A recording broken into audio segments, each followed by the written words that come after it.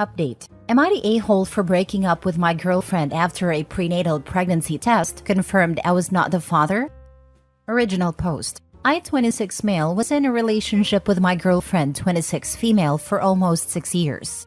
We loved each other, but last year, my girlfriend and I decided to separate for a while to rekindle our relationship.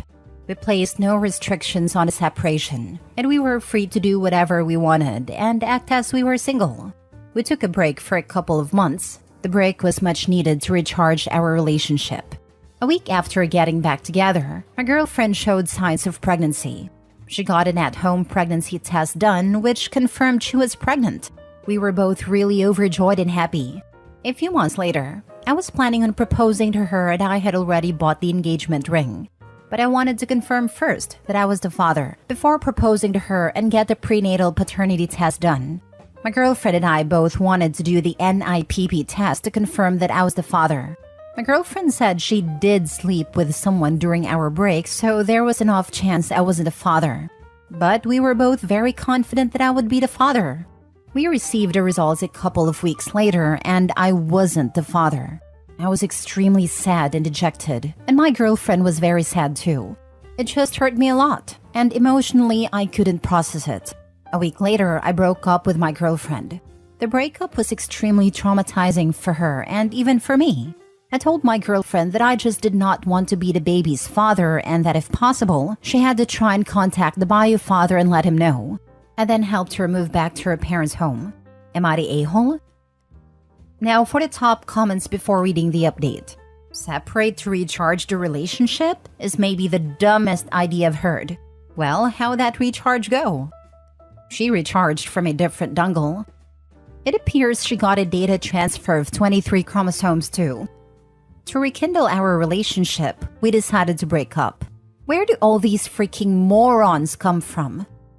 Dumbest BS I've ever read. It ranks up there with, my partner wants to sleep with other people so it will spice up our sex life. I've seen people do this in my own life. It almost always ends up one of the parties sleeping with a bunch of people during the break and the other person wasn't realizing that the reason for the break was so it wasn't technically cheating. Exactly. I have an exact same scenario where my buddy's girlfriend wanted to take a break. So they did, and it turns out she wanted guilt-free sex from another dude. He broke up with her shortly after that, LMAO.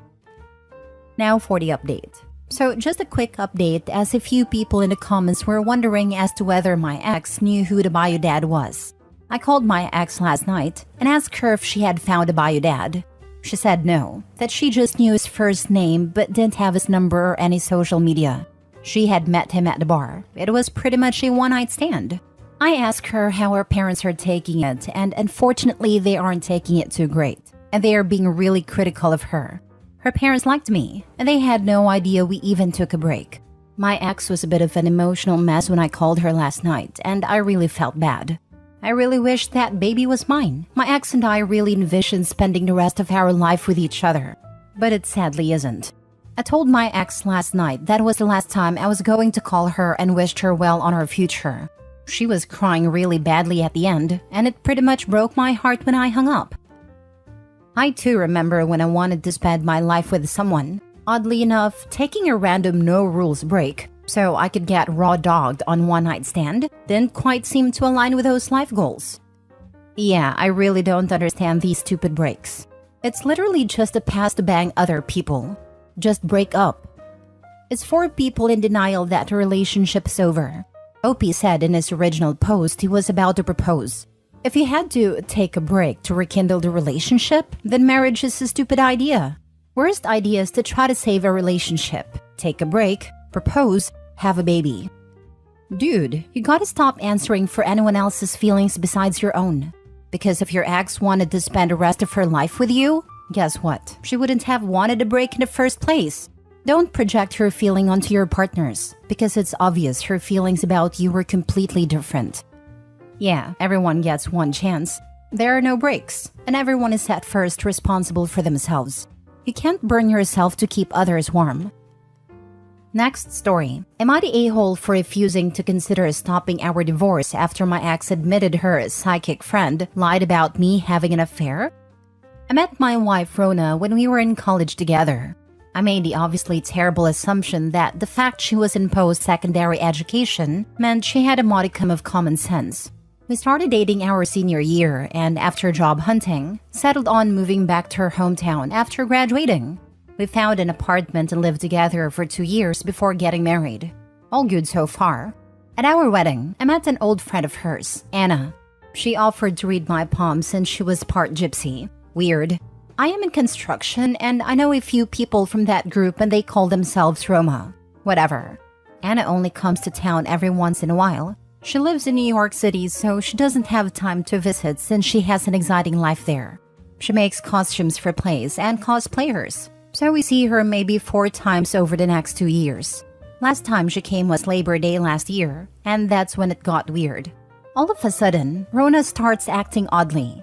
She starts checking in on me at work, coming by when I'm working late, asking to use my phone because hers is almost out of power, that sort of thing. She finally comes out and accuses me of having an affair. I thought she was joking, so I laugh and say that I'm not. This sets her off like a Roman candle because Anna told her I would laugh it off when Rona came for the truth. I laughed because it was ridiculous. I barely had time for a relationship with my wife at my job. I am home all weekend long. When I go golfing, her brother is almost always either in my group or at the club. And most important of all, I love my wife. I wouldn't do anything to harm her. And yet she takes the word of Anna, the psychic seamstress, over mine. She asks me to leave our apartment. I say no, because I have nowhere else to go. So she leaves and moves back with her parents. They think she's nuts too. I spent the next few months working and trying to convince her that I'm not cheating and that I want her to come home. I don't get invited to Thanksgiving because it would be awkward. I didn't even stick around for Christmas. I went home to see my family. They have been following this stupidity without commenting until then. At Christmas, they had an intervention. They said my wife was having a break from reality and that she wasn't coming out of it. My dad told me to give my head a shake, which he only does when I'm being monumentally stupid. When I got back, I went to a lawyer and started my divorce. That was in January. Finally, at the beginning of April, Rona calls me to talk. I say that we should talk through lawyers. She starts to cry and I agreed to meet her in public if she will allow me to record our conversation so I can give a copy to my lawyer. She eventually agreed. Turns out, her and her parents hired a private detective to find my affair. 6 months and a huge bill later, 0 evidence of an affair. She finally believes me and wants to come home. I tell her that our lease is up in July and I already found a job in Denver near my family. She says she would come with me, but I respectfully declined. I told her we just weren't right for each other. The truth is, I do not want to have my offspring share DNA with this dingbat. Anyway, I am moving ahead with my divorce. I am gutted that she took her friend's psychic vibration over mine. Her family has approached me several times. The last time, her dad offered to front us a 25% down payment on a house if I agreed to go to marriage counseling instead of just leaving. I politely declined. I cannot be bought. Rona is now depressed, but I see no way of ever trusting her again. She is young enough. She can marry again and wreck some other guy's life.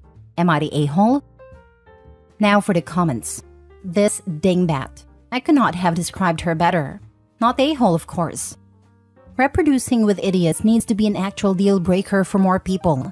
It doesn't matter how hot they are, how good sex is, how perfect they would be if not for just this one thing, how lonely you are, etc. If you are going to have children, you don't get to pick a moron for a breeding partner. Child-free? Please take all the idiots you want. Enjoy your lives. Be awesome. Keep them from waving their hands in the air when getting on a helicopter. Pull the door they are pushing on in vain to open. Live your best lives. But if you are going to have kids, idiot needs to be on the list of deal breakers. Not a-hole for sure. Your comment reminds me of a story I was told in a college class. A very beautiful but dumb woman wanted to marry a very smart but ugly man in order to have very beautiful and smart children. The man just responded that they could end up with very ugly and dumb children. Not a-hole. Once she took the word of a psychic over you, it was over. And the fact that she then convinced her parents to hire a PI to get info on your infidelities is just the icing on the top. And only the PI coming up empty brought about the realization that you were telling the truth. What else will she blindly believe when her psychic friend has another vision? Run, don't walk. I would imagine the parents hired the PI as a way to get her to come to her senses. Yep, they offered over $100,000 down payment for a place to try and get OP to give the marriage another shot. I'd bet good money that they suggested a PI and were happy to pay for it because they knew it would come up empty and push her back to OP. Next story. I told my parents that if they keep bringing up their daughter, they'll be dead to me. Did I go too far? My best friend was engaged to my parents' daughter, a girl who I once considered my sister. He loved her dearly. She was his first girlfriend and his first love. He was like a brother to me and a second son to my parents. They were happy when they started dating and even happier when they got engaged. The happiness only lasted a few months though, because his fiancée was having an affair with his brother. When she broke it off, his brother told him about everything. They were having an affair way before he even got engaged. My friend didn't take the news well. He was more hurt that his fiancée had an affair with his brother instead of a random stranger. He didn't have the best relationship with his brother anyway, and that was another betrayal. He couldn't cope well, and I guess this pushed him over the edge. I blame my sister and I blame his brother. His brother was rightfully disowned by his family, but my parents kept in contact with their daughter. I already hated my parents' daughter when I found out she cheated on my friend, but I absolutely hated her when he killed himself because of it. It has almost been a year since he died, and my parents keep trying to get me to talk to their daughter because she's not coping well and needs all of the love and support she can get. I told them that I don't care what she's going through and they could leave me out of it. They didn't take this well and started arguing with me. I tried to stay calm, but they kept insisting I talk to her. So I told them that if they keep trying to get me to talk to their daughter, they'll be dead to me too. I told them that I could care less what they do with her, but don't bring her garbage to me, and I left it at that.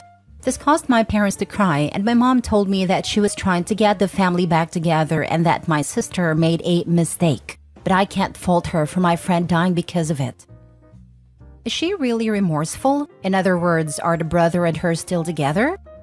No, they aren't together anymore. She is remorseful, I guess, but the person she owes forgiveness to is dead, so too late. She wasn't remorseful when she lied to her fiancé for months. She wasn't remorseful to accept his proposal, knowing full well she was already cheating then. She wasn't remorseful in picking the single most hurtful person to cheat on her ex with. She wasn't remorseful in dumping him despite her being in the wrong.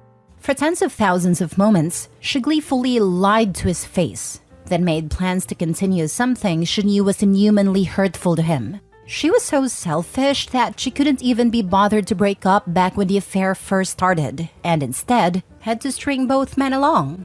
Even if she feels sorry now, the crocodile tears are only for herself. She deserves zero empathy, and she has already gotten so much more from your parents than she showed the innocent dead man. She does not deserve an ounce more civility from you or anyone else. Cheaters only tend to be remorseful when they face consequences. They don't really regret what they did, they regret the fact that they have to face what they did to everyone around them. Your sister didn't make a mistake, she made a choice, and that choice came with consequences, not the a-hole. She didn't make a single mistake or a single choice. It was a series of very bad choices that she could have stopped at any time, the biggest one being she accepted his proposal.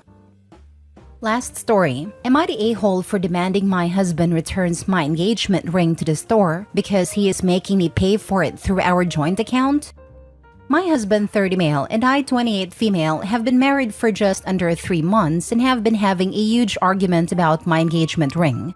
We got married 1 month into him proposing to me. It wasn't a fancy wedding and we had our honeymoon right after we signed the papers at the courthouse. He gave me a diamond engagement ring that's close to 8K, a 2-carat lab diamond. He didn't have funds available readily as we are saving for a home, so he put this ring on a payment plan. I found out after we married and merged our finances that he has been withdrawing funds from our joint account to finance this ring. We make roughly the same. I was just taken aback and honestly put off by the fact he is making me pay for a gift he gave to me. We have been having some arguments lately, and he feels that ring is a wedding expense, and it's only fair that I contribute towards it too, and that as a woman of this day, I shouldn't hesitate to be an equal partner. I called BS and shared my thoughts on this whole thing. First, you don't make the recipient of a gift pay for the damned gift.